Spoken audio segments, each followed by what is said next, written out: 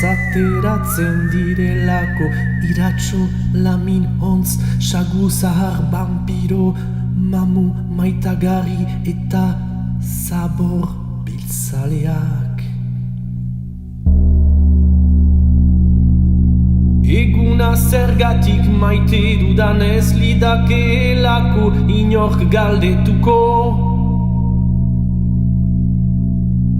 Maitasun gau bat esaten delako eta ez maitasun egun bat.